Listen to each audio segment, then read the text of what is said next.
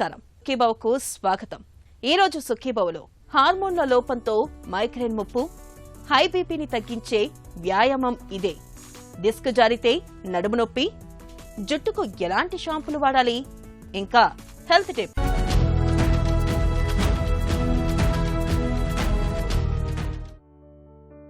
Migraine తలలో ఒకవైపు మాత్రమే, అది సూదులతో గుచ్చుతున్నట్లుగా వేధించే ఒక రకమైన తలనొప్పి. మాడుపై సమ్మెటతో బాదుతున్నట్లుగా, రక్తనాళాలు చిట్లిపోతున్నట్టుగా, నరనరాల్లో ఉప్పెనలు పోటెత్తుతున్నట్లుగా మైగ్రేన్ మనిషిని బాధిస్తుంది. ప్రత్యక్ష నరకాన్ని చూపిస్తుంది. తలలో ఒకవైపు నరాలు కుచించుకుపోవడంతో మైగ్రేన్ బాధలు మొదలవుతాయి. తరచూ తీవ్రమైన మానసిక ఒత్తిడికి లోనయ్యే వాళ్లలోనూ, మహిళల్లోనూ మైగ్రేన్ ఎక్కువగా కనిపిస్తుంటుంది. మహిళల్లో మైగ్రేన్ బాధలకు చాలా వరకు హార్మోన్ల అసమతౌల్యమే కారణమని చెబుతారు నిపుణులు. మైగ్రేన్ బాధలు కొంతమందిలో కొన్ని గంటలు మాత్రమే ఉంటే, మరికొంతమందిలో కొన్ని రోజుల దాకా ఉండొచ్చు. తీవ్రమైన నొప్పితో వేధించే మైగ్రేన్ను ఆయుర్వేదం అర్థావభేదంగా చెబుతుంది.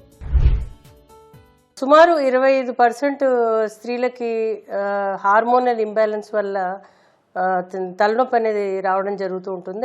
బహిష్టలు సక్రమంగా లేనప్పుడు, లేదంటే బహిష్టలు ఆగేటప్పుడు రావడం అనేది చూస్తూ ఉంటాము.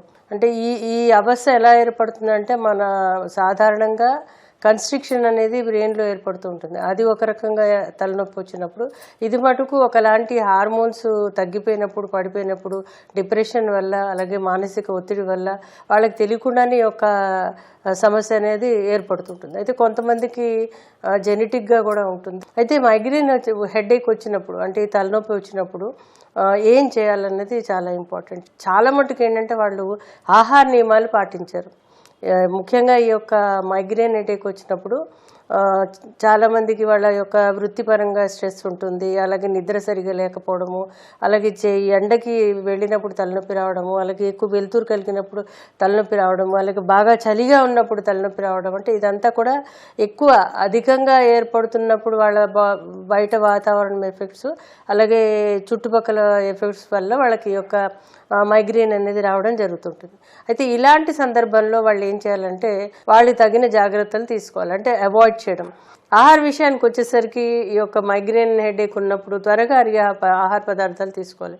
చాలామంది ఏంటంటే bread, omelette, non veg, chicken, mutton అలా అన్నీ తింటూ ఉంటారు తెలిసి తెలియక.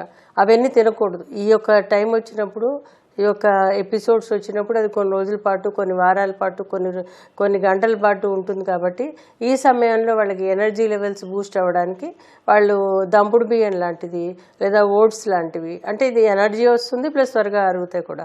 అలాగే జొన్న రొట్టె లాంటివి, ఇవన్నీ తీసుకుంటూ వాళ్ళు రెస్ట్ తీసుకుంటే త్వరగా తగ్గుతుంది. అలాగే కూరగాయలు లాంటి వాటిలో కూడా త్వరగా అరిగే కూరగాయలు తీసుకోవాలి. ముఖ్యంగా మెగ్నీషియం అధికంగా ఉండే ఆకుకూరలు తీసుకోవాలి. అందులో ఆల్మోస్ట్ అన్ని ఆకుకూరలు కూడా మెగ్నీషియం ఉంటుంది.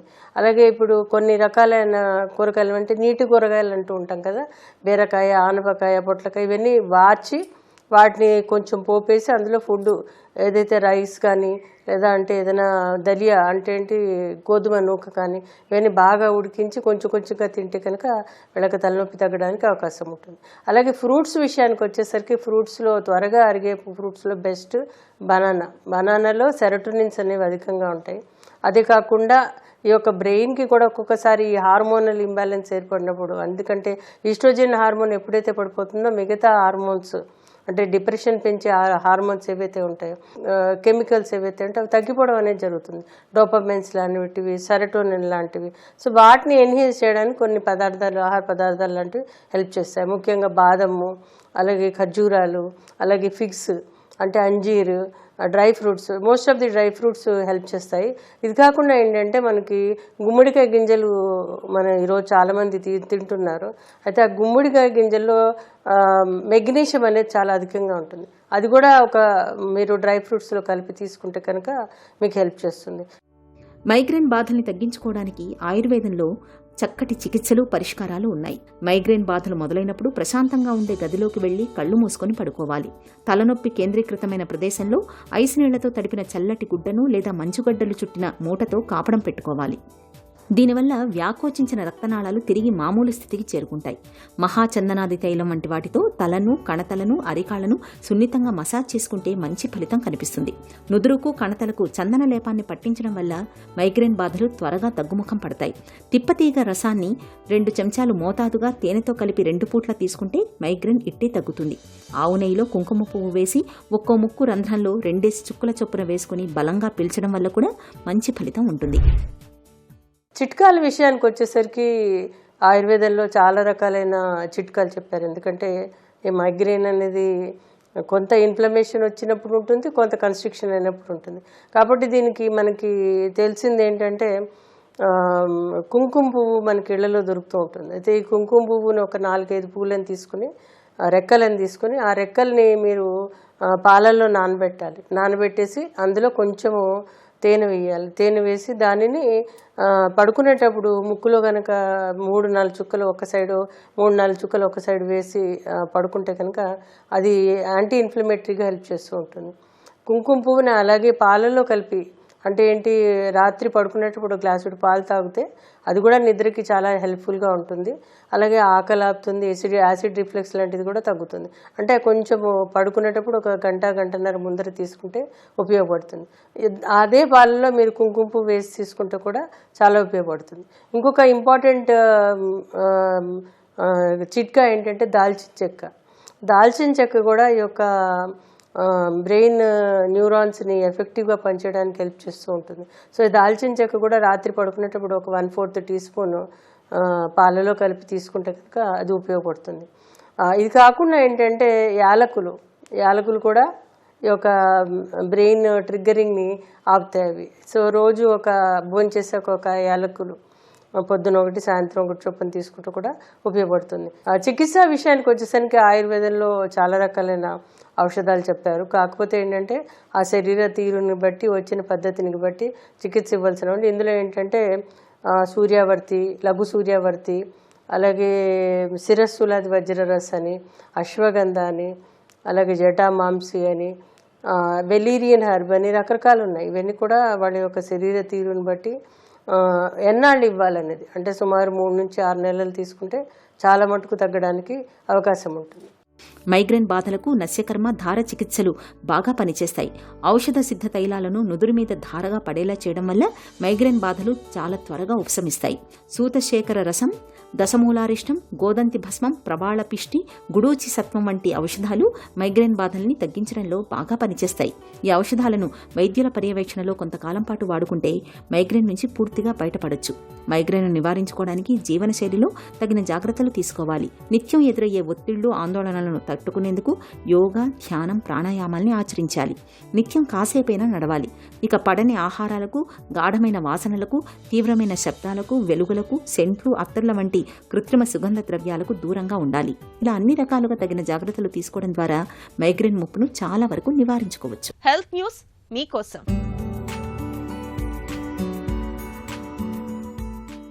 చిన్నప్పుడు బడిలో గోడ కుర్చీ వేసిన అనుభవం మనలో చాలా మందికి ఉండే ఉంటుంది. అయితే పెద్ద వయసులో తరచూ గోడ కుర్చీ వేయడం అనేది మన ఆరోగ్యానికి ఎంతో మేలు చేస్తుందని ఒక తాజా అధ్యయనం పేర్కొంటుంది. గోడ కుర్చీ వేయడం అనేది రక్తపోటును చక్కగా నియంత్రిస్తుందని చెబుతున్నారు ఆస్ట్రేలియాకు చెందిన శాస్త్రవేత్తలు. ఒక అంచనా ప్రకారం ప్రపంచంలో 120 కోట్ల మందికి పైగా అధిక రక్తపోటుతో బాధపడుతున్నారట. సాధారణంగా హై బీపీ సమస్య కనిపించగానే డాక్టర్లు మందులతో పాటు నిత్యం కాసేపు వ్యాయామం చేయాల్సిందిగా సిఫార్సు చేస్తూ ఉంటారు. వ్యాయామాల్లో చాలా రకాలే ఉన్నాయి, కానీ వాటన్నిట్లోనూ గోడ కుర్చీ, ప్లాంక్, ఆఫ్ ప్లాంక్ వంటి వ్యాయామాలు రక్తపోటును చక్కగా అదుపు చేస్తున్నట్లు ఆస్ట్రేలియాలోని న్యూ ఇంగ్లాండ్కు చెందిన పరిశోధకులు తేల్చి చెబుతున్నారు. ఈ తరహా వ్యాయామాల్ని ఐసోమెట్రిక్ వ్యాయామాలని అంటారు. యోగాసనాల్లో తాడాసనం, వీరభద్ర ఆసనం వంటివి ఈ కోవలోకే వస్తాయి. సుమారు 16,000 మంది బీపీ బాధలతో రకరకాల వ్యాయామాలు చేయించి వాటి ఫలితాలను చూశాక ఈ విషయం చెబుతున్నారు పరిశోధకులు. ఈ తరహా వ్యాయామాల వల్ల బీపీ సుమారు 14% తగ్గడం గమనించారట. అంతేకాదు, వీరిలో గుండెపోటు ముప్పు కూడా 22% తక్కువగా ఉందని తేలింది. ఐసోమెట్రిక్ వ్యాయామాల్లో శరీర భాగాల్లోని వివిధ కండరాలను ఒక్కసారిగా బిగబట్టి క్రమంగా వదిలేయడం ఉంటుంది. ఇది ఆయా భాగాల్లోని రక్తనాళాలను సమర్థంగా పనిచేయించి రక్త ప్రసరణను క్రమబద్ధం చేస్తుందని చెబుతున్నారు శాస్త్రవేత్తలు. ఈ నేపథ్యంలో హై బీపీతో బాధపడుతున్న వాళ్లు తరచూ గోడ కుర్చీ వంటి ఐసోమెట్రిక్ వ్యాయామాల్ని చేయడం ఎంతో మేలు. మనం ఏ పని చెయ్యాలన్నా అందుకు మన వెన్నెముక సహకరించాలి. ముందుకు వంగాలన్నా, తిన్నగా నిలబడాలన్నా, కూర్చోవాలన్నా, బరువులు ఎత్తాలన్నా, ఇలా ఏ పని చెయ్యాలన్నా మన వెన్నెముక దృఢంగా ఉండాలి. అయితే మారిన మన జీవనశైలి, అలవాట్లు, రోజువారీ భంగిమల మూలంగా ఇవాళ మన వెన్నెముకపై ఒత్తిడి పెరిగి అది రోజురోజుకు బలహీనంగా మారుతుంది. చాలా మందిలో వెన్నులోని డిస్కులు పక్కకు జారిపోతున్నాయి. దీంతో పక్కన ఉండే నరాలపైనే ఒత్తిడి పెరిగి నడుము నొప్పి అనేది ఒక పెద్ద సమస్యగా మారుతుంది. వెన్నులో డిస్కులు జారడం వల్ల తలెత్తే నడుము నొప్పి గురించి ఇప్పుడు తెలుసుకుందాం. యాక్చువల్గా డిస్కులు వాటి ప్లేస్లోనే ఉంటాయి కానీ అవి జారవండి. ఇక్కడ మనము దేన్ని రిఫర్ చేస్తున్నామంటే డిస్క్ గనక చిరిగి దాని యొక్క లోపల జెల్ మెటీరియల్ బయటకు వచ్చే నరాన్ని ఒత్తుతున్న దాన్ని మనము స్లిప్ డిస్క్ అని కానీ డిస్క్ జారడం కానీ లూజ్గా అంటాం. యూజువల్గా డిస్క్ జారినప్పుడు అంటే ప్రొలాప్స్ డిస్క్ అయినప్పుడు ఫస్ట్ థింగ్ ఏంటంటే బ్యాక్ పెయిన్ ఉంటుంది. బ్యాక్ పెయిన్ కూడా కొంతట్లో తగ్గిపోయి ఈ కాళ్ళలోకి వచ్చే నొప్పి అంటే పిర్రల్లోంచి తొడ వెనక భాగం నుంచి పిక్కల నుంచి కాళ్ళలోకి రావడము నొప్పి ఏదైతే ఉంటుందో దాన్ని సియాటికా అంటాము. ఎందుకంటే ఆ పాత్వే గుండా ఈ L4, L5, S1 నరాలు వెళ్తాయన్నమాట. దాన్ని సియాటిక్ నర్వ్ అంటారు. So pain along the sciatic nerve అంటే సియాటిక్ నర్వ్ ఆనుకునే నరం వెళ్తుంది కాబట్టి దీన్ని సియాటికా అంటారు. సో ఇది లంబార్ డిస్క్ యొక్క రప్చర్ యొక్క లేదా లంబార్ డిస్క్ ప్రొలాప్స్ యొక్క ప్రధాన లక్షణం. ఇదే కాకుండా కొంతమందికి అలా డిస్క్ జారడం వల్ల ఏమవుతుందంటే వెన్నుపూస కొంచెం వంగుతుంది కూడా. సో నడుస్తున్నప్పుడు పేషెంట్ ఒక పక్కకి ఒరిగి నడుస్తూ ఉంటాడు. చాలామంది ఏం చేస్తారంటే ఈ నొప్పి తట్టుకోవడానికి కొంచెం ముందు కూడా వంగి నడుస్తూ ఉంటారు. ఇవి సాధారణంగా ఈ డిస్క్ ప్రొలాప్స్ వల్ల మనకు కనపడే చిహ్నాలు. డిస్క్ జారడం వల్ల ఇనీషియల్ స్టేజెస్లో అయితే నడుము నొప్పి వస్తుందండి. కానీ ఒకసారి డిస్క్ పూర్తిగా చిరిగిపోయి మెటీరియల్ బయటకు వచ్చి నరాన్ని ఒత్తుకుంటే కాళ్ళలోకి నొప్పి రావడం అనేది ఎక్కువ ఉంటుంది. నడుము నొప్పి ఒక్క రవ్వ తగ్గుతుంది. కానీ కొన్ని ఎక్సెప్షనల్ సర్కమ్స్టాన్సెస్లో డిస్క్తో పాటుగా నడుములో కూడా ఏమన్నా చిన్న చిన్నగా ఏమంటారు డిఫెక్ట్స్ అంటారు, లైసిస్ అని కానీ స్పాండైలోలిసిస్ కానీ ఇటువంటి ఫ్యాక్టర్స్ కూడా కలిసినప్పుడు లేదా లంబార్ స్పైన్ ఇన్స్టెబిలిటీ ఉన్నప్పుడు అంటే డిస్క్ ఉన్నా కూడా ఎముక మీద ఎముక జారుతున్నప్పుడు అటువంటిప్పుడు బ్యాక్ పెయిన్ కూడా ఒక కన్సిడరబుల్ పోర్షన్ కింద మనకి పేషెంట్స్ కంప్లైంట్ చేస్తారు. జుట్టు సంరక్షణ కోసం ఇవాళ మనం షాంపూలు మొదలుకుని డైల వరకు అనేక ఉత్పత్తుల్ని వాడుతున్నాం. అయితే ఏది పడితే అది కొనేసి వాడేస్తున్నాం. కానీ వాటిలో మన జుట్టుకు ఏది మంచిది, ఎలాంటి షాంపూను వాడాలి, కండిషనర్ వాడాలా వద్దా అనే విషయాలపై మనలో చాలా మందికి అంతగా అవగాహన ఉండడం లేదు.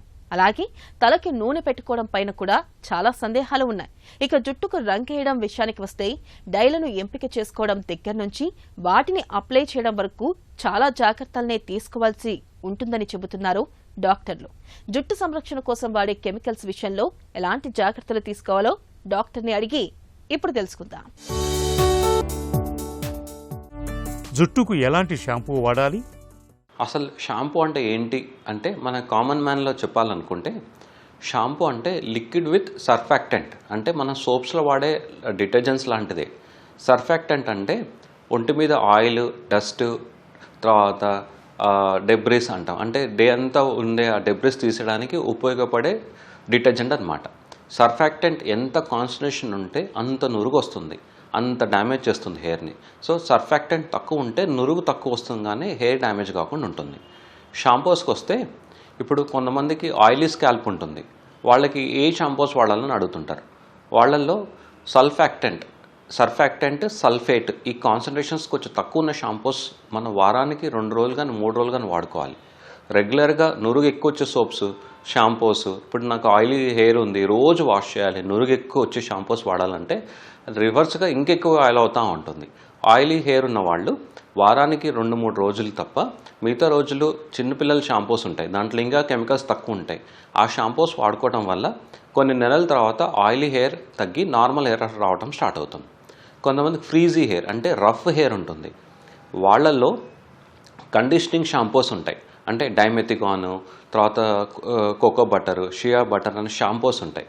అవి ఇన్బిల్ట్ కండిషనర్స్ ఉంటాయి. ఆ షాంపూస్ తలస్నానం చేసేటప్పుడు డ్రింకింగ్ వాటర్ అంటే మనం తాగే నీళ్ళతోటి షాంపూ చేసి 2 నిమిషాలు అలా ఉంచి మళ్ళీ చల్లనీళ్ళతో వాష్ చేసుకుంటే ఆ ఫ్రీజినెస్, ఆ రఫ్ హెయిర్ తగ్గడానికి ఉపయోగపడుతుంటాయి. కొంతమంది హెయిర్ కలర్ వాడుతుంటారు, నేను ఏ షాంపూస్ వాడాలని అడుగుతుంటారు. వాళ్ళల్లో కంప్లీట్గా సల్ఫేట్ ఫ్రీ షాంపూస్ అవన్నీ ఉంటాయి. సల్ఫేట్ ఫ్రీ షాంపూ అంటే ఈ హెయిర్ కలర్ని డ్యామేజ్ చేయకుండా హెయిర్ కలర్ ఎక్కువ రోజు ఉండేటట్టు చూసుకుంటే షాంపూస్. థిన్ హెయిర్ ఉంటాయి, పల్చగా హెయిర్ అవుతూ ఉంటాయి, ఏ షాంపూస్ వాడాలని అడుగుతుంటారు. వాళ్ళలో కఫీన్ కానీ లేదంటే ఇంకా బయోటిన్ షాంపూస్ ఉంటాయి. ఈ షాంపూస్ కూడా మనం డ్రింక్ చేసే వాటర్ తోటి వారంలో 1 రోజు కానీ 2 రోజులు కానీ షాంపూ చేసుకుంటూ మిగతా డేస్లో చిన్నపిల్లలు వాడే షాంపూస్ లేదంటే నురుగు తక్కువ వచ్చే షాంపూస్ వాడుకోవడం వల్ల హెయిర్ ఫాల్ కొంచెం అన్నా మనము అరికట్టవచ్చు. జుట్టుకు కండిషనర్స్ని వాడొచ్చా? కండిషనర్స్ అంటే ఏంటి అంటే, కండిషనర్స్ అంటే హెయిర్ మనము ట్యాంగిల్స్ కాకుండా, రఫ్ కాకుండా, డ్యామేజ్ కాకుండా చూసుకునే ప్రోడక్ట్స్ని కండిషనర్స్ అంటాం. ఇవి ఎక్కువ డైమెథికాన్, కోకో బటరు, షియా బటరు, ఆల్మండ్ ఆయిల్తో తయారు చేసే ప్రోడక్ట్స్ అని చెప్పొచ్చు. వీటిలో leave on conditioners, immediate conditioners and fast conditioners 3 రకాలు ఉంటాయి. లైక్ షాంపూయింగ్ కండిషనర్స్ అంటాం. అంటే షాంపూలో ఇందాక చెప్పినట్టు ఇన్బిల్ట్ కండిషనర్స్ ఉంటాయి. ఇవి షాంపూ చేసినప్పుడే మనం తలస్నానం చేసుకుంటే సరిపోతుంది. లీవ్ ఆన్ కండిషనర్స్ అంటాం. లీవ్ ఆన్ కండిషనర్స్ అంటే మనం తలస్నానం చేసి షాంపూ చేసి వాష్ చేసుకున్న తర్వాత మళ్ళీ ఆ తడి హెయిర్ పైన 2-5 నిమిషాలు ఉంచుకొని మళ్ళీ వాష్ చేసుకునేదాన్ని లీవ్ ఆన్ కండిషనర్స్ అంటాం. లాంగ్ లాస్టింగ్ కండిషనర్స్ అంటాం. ఇవి ఇంకా ఎక్కువసేపు మనకు అప్లై చేసుకోవడం వల్ల ఆ హెయిర్ కండిషన్కి అందుబాటులో ఉంటాయి. జుట్టుకు హెయిర్ ఆయిల్ వాడటం మేలు చేస్తుందా? అసలు హెయిర్ ఆయిల్ అంటే ఏంటి అంటే, హెయిర్ ఆయిల్ అంటే ఈ మన న్యాచురల్గా దొరికే సాచురేటెడ్, అన్సాచురేటెడ్ ఫ్యాటీ యాసిడ్స్ అంటాం. అన్ని హెయిర్ ఆయిల్స్ దాదాపు మనకి ఒకటే పని చేస్తాయి. ఏంటి అంటే కండిషనింగ్. అంతే తప్ప ఒక హెయిర్ ఆయిల్ వాడితే హెయిర్ గ్రోత్ అవుతుందని, ఒక హెయిర్ ఆయిల్ వాడితే హెయిర్ థిన్ అవుతుందని, వాళ్ళెవరో యాడ్స్ ఇస్తే హెయిర్ ఆయిల్ వాడితే నాకు హెయిర్ పెరిగిందని చాలా అపోహలు ఉంటాయి. హెయిర్ ఆయిల్ మనకి కండిషన్ లాగా పనిచేస్తుంది తప్ప అది ఎటువంటి మనకి హెయిర్ గ్రోత్కి కానీ హెయిర్ ఫాల్కి కానీ ఉపయోగపడదు. కానీ మనం హెయిర్ ఆయిల్ పెట్టుకున్నప్పుడు చిన్న మసాజ్ చేస్తాను చూసారా, దాని బెనిఫిట్తో హెయిర్ కొంచెం ఒత్తుగా అయ్యే ఛాన్సెస్ ఉంటుంది. అలా అని చెప్పి హెయిర్ ఆయిల్ అదే పనిగా గట్టిగా మసాజ్ చేయడం వల్ల హెయిర్ మళ్ళీ డ్యామేజ్ అయ్యే ఛాన్సెస్ ఉంటుంది. హెయిర్ ఆయిల్ కొంచెం జెంటిల్గా మసాజ్ చేసుకొని దువ్వెంత దూకుంటే మనకి హెయిర్ కావాల్సిన కండిషనర్స్ వస్తాయి. కొబ్బరి నూనె కానీ, ఆల్మండ్ ఆయిల్ కానీ, లేదంటే ఆముదం అంటే ఇంకా మంచి కండిషనర్స్. మన పూర్వకాలంలో హెయిర్ ఆయిల్ వాడుకుంటే హెయిర్ గ్రోత్ అవుతుంది అని చెప్తుంటారు. అలా అయినా మనం వాడతామని చెప్తారు తప్ప అవి కండిషనర్స్ తప్ప మనకి ఎటువంటి ఉపయోగం ఉండదు. ఈ ఇప్పుడున్న పొల్యూషన్లో, ఇప్పుడున్న దాంట్లో హెయిర్ ఆయిల్ పెట్టుకొని మనం బయట తిరిగితే ఇంకా ఎక్కువ డస్ట్ పొల్యూషన్ అట్రాక్ట్ అయ్యి సాయంత్రం అయ్యేసరికి ఉన్న డాండ్రఫ్ కాస్త ఎక్కువ అయ్యే ఛాన్సెస్ ఉంటాయి. సో యూజువల్లీ మనం హెయిర్ ఆయిల్ వాడదలుచుకుంటే తలస్నానం చేసే ముందు పెట్టుకొని, లేదా ముందు రోజు రాత్రి కానీ ఒక తలస్నానం చేసి 1 గంట ముందు కానీ పెట్టుకొని వాష్ చేసుకోగలిగితే హెయిర్ ఆయిల్ చేసే జాబ్ కండిషనింగ్ ఎఫెక్ట్ మనకి హెల్ప్ అవుతుంది. జుట్టుకు రంగేయటం మంచిదేనా? హెయిర్ కలర్స్లో చాలా రకాల కలర్స్ ఉంటాయి. పర్మనెంట్ హెయిర్ డైస్ అని, సెమీ పర్మనెంట్ హెయిర్ డైస్ అని, పెరాక్సైడ్ డైస్ అని, న్యాచురల్ హెయిర్ డైస్ అని, కెమికల్ ఫ్రీ హెయిర్ డైస్ అని చాలా ఉంటాయి. హెయిర్ అనేది మనకి తెల్లబడటం చిన్నపిల్లల నుంచే చూస్తుంటాం. చిన్నపిల్లల్లో హెయిర్ డై వాడొచ్చా, హెయిర్ డై వాడాలంటే ఏ బ్రాండ్ వాడాలి, ఏ కెమికల్ లేని వాడాలి, అసలు కెమికల్ లేనిది వాడాలా, ఈ న్యాచురల్ కలర్స్ వాడొచ్చా, ఈ మనం ఇండిగో వాడొచ్చా అని చాలా క్వశ్చన్స్ అడుగుతుంటారు. వీటిల్లో మనం చెప్తే పర్మనెంట్ హెయిర్ డైస్ అంటే గట్టిగా హెయిర్కి స్టిక్ అయిపోయి మళ్ళీ హెయిర్ ఊడిపోయేంత వరకు అవి హెల్ప్ చేస్తూ ఉంటాయి. ఇవి చాలా హార్ష్. పర్మనెంట్ హెయిర్ డైస్ వాడుకోవడం మంచిది. సెమీ పర్మనెంట్ హెయిర్ డైస్ ఇప్పుడున్న మార్కెట్లో చాలా వరకు మనం semi permanent hair dyes, peroxide dyes అంటాం. ఇది మనం 8 to 12 వాషెస్ అంటే తలస్నానం చేసి 8 to 12 వాషెస్లో అవి హెల్ప్ అవుతూ ఉంటాయి. న్యాచురల్ హెయిర్ డైస్ అంటే గోరింటాకు, ఈ మైదా ఆకులు గోరింటాకులు ఉంటాయి చూసారా, అవి ఇండిగో కలుపుకొని అప్లై చేసుకుంటారు. కెమికల్ ఫ్రీ అంటే హెయిర్ డైస్ మ్యాచ్ అయిన వాళ్ళకి ఈ chemical free hair dyes advice చేస్తుంటాం. ఇవి 4 నుంచి 5 వాషులు అంటే తలస్నానం చేసిన 4-5 సార్లు అది వెళ్ళిపోతూ ఉంటాయి. హెయిర్ డైల ఎంపిక ఎలా ఉండాలి? మనకి ఇప్పుడు సెలూన్కి వెళ్ళినా కానీ, ఎక్కడికి వెళ్ళినా కానీ, గూగుల్ చేసినా కానీ మనకి అమోనియా ఫ్రీ హెయిర్ డై వాడాలని చెప్తారు. అది కెమికల్ ఫ్రీ హెయిర్ డై అని చెప్తారు. కానీ మనకి ఏదైనా కెమికల్ అలర్జీస్ వస్తే అమోనియా అది ఏం చేయదు. పీపీడీ అనే కెమికల్ తోటి మనకి నలుపు కానీ లేదంటే బ్రౌన్ కానీ షేడ్ ఇవ్వడానికి పీపీడీ అనే కెమికలే మనకి హెల్ప్ అవుతుంటుంది. సో ఎవరికన్నా హెయిర్ డై పడలేదనుకుంటే వాళ్ళు PPD free hair dyes, ammonia free hair dyes okay, కానీ పీపీడీ ఫ్రీ హెయిర్ డైస్ వాడుకోవడం వల్ల మంచిది. కొంతమందికి హెయిర్ కలర్స్ ఎప్పటి నుంచో వాడుతున్నా మధ్యలో అలర్జిక్ అయిపోతాం. ఒక్కసారి అలర్జిక్ అయ్యారు అనుకోండి, ఆ హెయిర్ డై మళ్ళీ టెస్ట్ చేసుకోవడం కూడా మీరు చెక్ చేసుకోకూడదు. 10 ఏళ్ళైనా కానీ మీరు అప్లై చేస్తే మళ్ళీ హెయిర్ అలర్జీ అయిపోయి మళ్ళీ ఫేస్ అంతా దుబ్బిపోయి దురదొచ్చి జీలొచ్చి ఫేస్ అంతా స్వెల్లింగ్ అయ్యే ఛాన్సెస్ ఉంటాయి. సో ఒక్కసారి హెయిర్ డై అలర్జిక్ అవుతే మీ దగ్గరున్న డర్మటాలజిస్ట్, స్కిన్ స్పెషలిస్ట్ కన్సల్ట్ అయ్యి కెమికల్ ఫ్రీ హెయిర్ డైస్ అంటే పీపీడీ ఫ్రీ హెయిర్ డైస్ 4-5 బ్రాండ్లు ఉన్నాయండి ఇండియాలో, అవి మనం అడ్వైస్ చేసుకోవచ్చు. ఈ హెయిర్ డైస్ వాడేటప్పుడు కూడా దానికి సంబంధించిన షాంపూస్, దానికి సంబంధించిన కండిషనర్స్ వాడుకోవడం వల్ల ఆ హెయిర్ డై త్వరగా ఫేడ్ అవ్వకుండా మనకి హెల్ప్ అవుతుంటుంది. జుట్టు సంరక్షణ కోసం వాడే కెమికల్స్ విషయంలో అవగాహనే కీలకం. మన జుట్టు తత్వాన్ని బట్టి షాంపూలను, కండిషనర్స్ ని ఎంపిక చేసి వాడుకోవాలి. అలాగే డైలను ఎంపిక చేసుకునే విషయంలోనూ జాగ్రత్తగా ఉండాలి. మన చర్మానికి పడే డైలను మాత్రమే వాడుకోవాలి. ఒక చిన్న చిట్కా మీకోసం. ప్రతిరోజు గుప్పెడు గుమ్మడి పలుకుల్ని తినడాన్ని అలవాటు చేసుకోండి. గుమ్మడి పలుకులు శరీరానికి కావలసినంత శక్తిని అందిస్తాయి. వీటిలోని యాంటీ ఆక్సిడెంట్లు కాలేయ పనితీరును మెరుగుపరుస్తాయి. గుమ్మడి పలుకుల్లోని రసాయనాలు హై బీపీని, కొలెస్ట్రాల్ను చక్కగా అదుపులో ఉంచుతాయి.